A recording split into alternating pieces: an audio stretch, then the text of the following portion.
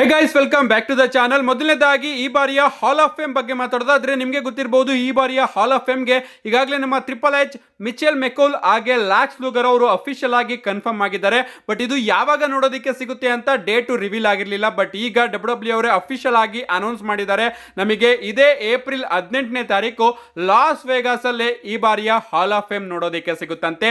Smack down ಮುಗಿದ ಕೂಡಲೇ ಹಾಲ್ of fame ನಮಗೆ ನೋಡೋದಕ್ಕೆ ಸಿಗುತ್ತೆ. ಅಂಡ್ ಇದರಲ್ಲಿ ಒಂದು ಚಿಕ್ಕ ಚೇಂಜ್ ಏನಪ್ಪಾ ಅಂದ್ರೆ, ಪ್ರತಿ ಬಾರಿ ರೀತಿ ಸ್ಮ್ಯಾಕ್ ಡೌನ್ ಮುಗಿದ ಕೂಡಲೇ ಸ್ಮ್ಯಾಕ್ ಡೌನ್ ನಡೀತಿತ್ತಲ್ಲ, ಅದೇ ಜಾಗದಲ್ಲಿ ಡಬ್ಲ್ಯೂ ಅವರು ಹಾಲ್ ಆಫ್ ಫೇಮ್ ನ ಮಾಡೋದಿಲ್ವಂತೆ. ಬದಲಿಗೆ ಬೇರೊಂದು ಜಾಗದಲ್ಲಿ ಹಾಲ್ ಆಫ್ ಫೇಮ್ ಮಾಡೋದಕ್ಕೆ ಪ್ಲಾನಿಂಗ್ಸ್ ಗಳನ್ನ ಮಾಡ್ತಾ ಇದಾರಂತೆ. ಏನೇ ಆಗ್ಲಿ, ಏಪ್ರಿಲ್ 18ನೇ ತಾರೀಕು ನಮಗೆ ಈ ಬಾರಿಯ ಹಾಲ್ ಆಫ್ ಫೇಮ್ ನೋಡೋದಕ್ಕೆ ಸಿಗ್ತಾ ಇದೆ. ಇಲ್ಲಿವರೆಗೂ ಕೇವಲ ಮೂರೇ ಜನ ಇಂಡೆಕ್ಟ್ ಆಗಿರೋದು. ನೋಡ್ಬೇಕು ಇನ್ನು ಎಷ್ಟು ಜನ ಡಬ್ಲ್ಯೂ ಅವರು ಹಾಲ್ ಆಫ್ ಫೇಮ್ ಗೆ ಇಂಡೆಕ್ಟ್ ಮಾಡ್ತಾರೆ ಅಂತ. ನೆಕ್ಸ್ಟ್ ಅಪ್ಡೇಟ್ ಕಡೆ ಬರೋದಾದ್ರೆ, ಇದಿರ್ತಕ್ಕಂಥದ್ದು ಸ್ಮ್ಯಾಕ್ ಡೌನ್ ನಲ್ಲಿ ಆದಂತಹ ಬಿಯಾಂಕಾ ಬ್ಲೇರ್ ಹಾಗೆ ನಯೋಮಿ ಅವರ ಸೆಗ್ಮೆಂಟ್ ಬಗ್ಗೆ. ನಿಮಗೆ ಗೊತ್ತಿರಬಹುದು, ಸ್ಮ್ಯಾಕ್ ಡೌನ್ ನಲ್ಲಿ ನಮಗೆ ಬಿಯಾಂಕಾ ಬ್ಲೇರ್ ಹಾಗೆ ನಯೋಮಿ ಅವರ ನಡುವೆ ಐಕಾನಿಕ್ ಸೆಗ್ಮೆಂಟ್ ನೋಡೋದಕ್ಕೆ ಸಿಗುತ್ತೆ. ನನಗೆ ಆ ಒಂದು ಸೆಗ್ಮೆಂಟ್ ಅಲ್ಲಿ ಆದಂತಹ ತೊಂದರೆ ಏನಪ್ಪಾ ಅಂದ್ರೆ, ಇವರು ಜಾಸ್ತಿ ಕಿರ್ಚಾಡೋದಕ್ಕೆ ಶುರು ಆದ್ರು. ಅದು ನನಗೆ ಸಿಕ್ಕಾಪಟ್ಟೆ ಇರಿಟೇಟಿಂಗ್ ಅನಿಸ್ತಾ ಇತ್ತು. ಅದನ್ನ ಬಿಟ್ರೆ ಸೆಗ್ಮೆಂಟ್ ಓಕೆ, ನನಗೆ ಇಷ್ಟ ಆಯ್ತು. ಅಂಡ್ ಈಗ ಡಬ್ಲ್ಯೂ ಬ್ಯಾಕ್ ಸ್ಟೇಜ್ ಅಲ್ಲೂ ಕೂಡ ನಯೋಮಿ ಹಾಗೆ ಬಿಯಾಂಕಾ ಬ್ಲೇರ್ ಅವರ ಸೆಗ್ಮೆಂಟ್ ಗೆ ಸಿಕ್ಕಾಪಟ್ಟೆ ಪ್ರೈಸ್ ಸಿಗ್ತಾ ಇದೆಯಂತೆ. ಅಂಡ್ ಎಲ್ಲರೂ ಕೂಡ ಈ ಒಂದು ಸೆಗ್ಮೆಂಟ್ ಚೆನ್ನಾಗಿತ್ತು ಅಂತ ಹೊಗಳುತ್ತಾ ಇದಾರಂತೆ. ನೆಕ್ಸ್ಟ್ ಅಪ್ಡೇಟ್ ಕಡೆ ಬರೋದಾದ್ರೆ, ಇದಿರ್ತಕ್ಕಂಥದ್ದು ನಮ್ಮ ಲೋಗನ್ ಪೋಲ್ ಅವರ ಬಗ್ಗೆ. ನಿಮಗೆ ಗೊತ್ತಿರಬಹುದು, ಡಬ್ಲ್ಯೂ ಅಲ್ಲಿ ಲೋಗನ್ ಪೋಲ್ ಅವರಿಗೆ ಎಷ್ಟು ಹೇಟ್ ಸಿಗ್ತಾ ಇದೆ ಅಂತ. ಫ್ಯಾನ್ಸ್ ಗಳಂತೂ ಲೋಗನ್ ಪೋಲ್ ಅವರು ಬಂದ ಕೂಡಲೇ ಬೂ ಮಾಡೋದಕ್ಕೆ ಶುರು ಮಾಡಿಬಿಡ್ತಾರೆ. ಅಂಡ್ ಇದನ್ನೇ ಅಡ್ವಾಂಟೇಜ್ ಆಗಿ ತಗೊಂಡು ಡಬ್ಲ್ಯೂ ಅವರು ಇದನ್ನೇ ಮಾರ್ಕೆಟಿಂಗ್ ಕೂಡ ಹಾಕ್ಬಿಟ್ಟಿದ್ದಾರೆ. ರೀಸೆಂಟ್ ಆಗಿ ಡಬ್ಲ್ಯೂ ಅವರು ಐ ಹೇಟ್ ಲೋಗನ್ ಪೋಲ್ ಅನ್ನೋ ಒಂದು ಮರ್ಚೆಂಡೈಸ್ ನ ತಗೊಂಡು ಬಂದಿದ್ದಾರೆ. ನೀವು ಇಲ್ಲಿ ನೋಡ್ತಾ ಇರಬಹುದು. ಅಂಡ್ ಐ ಥಿಂಕ್ ಇದು ಕೂಡ ಸಿಕ್ಕಾಪಟ್ಟೆ ಮಾರಾಟ ಆಗುತ್ತೆ. ಯಾಕಂದ್ರೆ ಲೋಗನ್ ಪೋಲ್ ಅವ್ರನ್ನ ಹೇಟ್ ಮಾಡೋರು ಡಬ್ಲ್ಯೂ ಅಲ್ಲಿ ತುಂಬಾನೇ ಜಾಸ್ತಿ ಫ್ಯಾನ್ಸ್ ಗಳಿದ್ದಾರೆ. ನೆಕ್ಸ್ಟ್ ಅಪ್ಡೇಟ್ ಕಡೆ ಬರೋದಾದ್ರೆ, ಇದಿರ್ತಕ್ಕಂಥದ್ದು ಟ್ರೈಬಲ್ ಚೀಫ್ ರೋಮನ್ ರೈನ್ಸ್ ಅವರ ಬಗ್ಗೆ. ನಿಮಗೆ ಗೊತ್ತಿರಬಹುದು, ಇವತ್ತಿನ ಮಂಡೇ ನೈಟ್ ರಲ್ಲಿ ನಮಗೆ ಫೈನಲಿ ರೋಮನ್ ರೈನ್ಸ್ ಅವರ ರಿಟರ್ನ್ ನೋಡೋದಕ್ಕೆ ಸಿಗುತ್ತೆ. ನಾನು ಎಕ್ಸ್ಪೆಕ್ಟ್ ಮಾಡ್ತಾ ಇದ್ದೆ ರೋಮನ್ ರೈನ್ಸ್ ಅವರು ಥೀಮ್ ಸಾಂಗ್ ಅಲ್ಲಿ ರಿಟರ್ನ್ ಆಗ್ಬಹುದು ಅಂತ. ಬಟ್ ಸಡನ್ ಆಗಿ ಹಿಂದೆಯಿಂದ ಬಂದು ನಮ್ಮ ರೋಮನ್ ರೈನ್ಸ್ ಅವರು ಸೆತ್ ರೋಲೆನ್ಸ್ ಅವರ ಮೇಲೆ ಅಟ್ಯಾಕ್ ಮಾಡ್ತಾರೆ. ಅದಾದ್ಮೇಲೆ ಸಿಎಂ ಪಂಕ್ ಅವರ ಮೇಲೂ ಕೂಡ ಬ್ರೂಟಲ್ ಆಗಿ ಅಟ್ಯಾಕ್ ಮಾಡಿದ್ದಾರೆ. ಸಿಎಂ ಪಂಕ್, ಪಾಲಿಮೆನ್, ರೋಮನ್ ರೈನ್ಸ್ ಅವರ ಬಗ್ಗೆ ಇನ್ನ ಒಂದು ಸಪರೇಟ್ ವಿಡಿಯೋ ಚಾನಲ್ ಅಲ್ಲಿ ಬರುತ್ತೆ, ಅದಕ್ಕೋಸ್ಕರ ಕಾಯ್ತಾ ಇರಿ. ಅಂಡ್ ರೋಮನ್ ರೈನ್ಸ್ ಅವರು ಎಲ್ಲಿಂದ ಬರ್ತಾ ಇದ್ದಾರೆ ನೀವು ಇಲ್ಲಿ ನೋಡ್ತಾ ಇರಬಹುದು.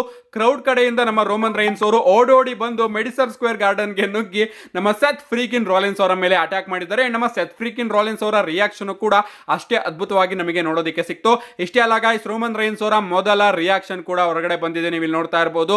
ರೋಮನ್ ರೈನ್ಸ್ ಅವರು ತಮ್ಮ ಇನ್ಸ್ಟಾಗ್ರಾಮ್ ಅಲ್ಲಿ ತಾನು ಹಾಗೆ ಪಾಲಿಮೆನ್ ಅವರು ಇರ್ತಕ್ಕಂತಹ ಒಂದು ಫೋಟೋನ ಶೇರ್ ಮಾಡಿಕೊಂಡು, Roman Reigns medicine square garden acknowledge the greatest box office attraction in W history and is voice man ಅಂತ ನಮ್ಮ ರೋಮನ್ ರೈನ್ಸ್ ಅವರು ಒಂದು ರಿಯಾಕ್ಷನ್ ನ ಕೊಟ್ಟಿದ್ದಾರೆ. ಸೊ ಮೆಡಿಸನ್ ಸ್ಕ್ವೇರ್ ಗಾರ್ಡನ್ ನನ್ನನ್ನ ಅಕ್ನಾಲೇಜ್ ಮಾಡ್ಕೊಳ್ಳಿ, ನನ್ನ ಜೊತೆ ಪಾಲಿಮೆನ್ ಅವ್ರನ್ನು ಕೂಡ ನೀವು ಅಕ್ನಾಲೇಜ್ ಮಾಡಿ ಅಂತ ರೋಮನ್ ರೈನ್ಸ್ ಅವರು ತಿಳಿಸ್ತಾ ಇದ್ದಾರೆ.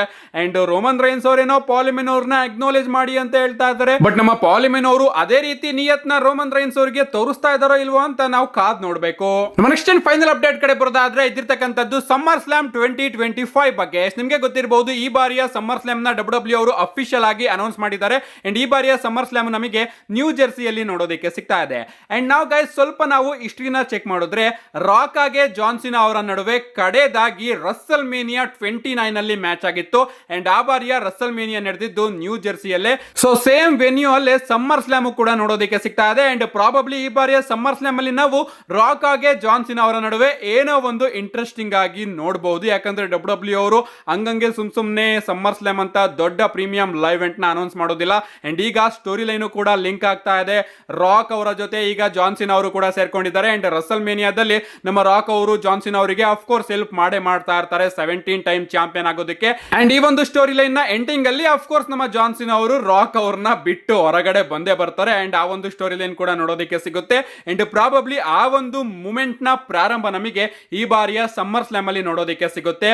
ಲಾಸ್ಟ್ ಬಾರಿ ಇವರಿಬ್ರು ಕೂಡ ರಸಲ್ ಮೇನಿಯಾ 29 ನ್ಯೂ ಜೆರ್ಸಿಯಲ್ಲಿ ಸೇಮ್ ವೆನ್ಯೂ ಅಲ್ಲಿ ಮ್ಯಾಚ್ ಆಡಿದ್ರು. ಅಂಡ್ ಈಗ ಅದೇ ಸೇಮ್ ವೆನ್ಯೂ ಅಲ್ಲಿ ಸಮ್ಮರ್ ಸ್ಲಾಮ್ ಕೂಡ ಆಗ್ತಾ ಇರೋದ್ರಿಂದ ಪ್ರಾಬಬ್ಲಿ ಏನೋ ಒಂದನ್ನ ಡಬ್ಲ್ಯೂ ಅವರು ಇಲ್ಲಿ ಪ್ಲಾನ್ ಮಾಡ್ತಾರೆ.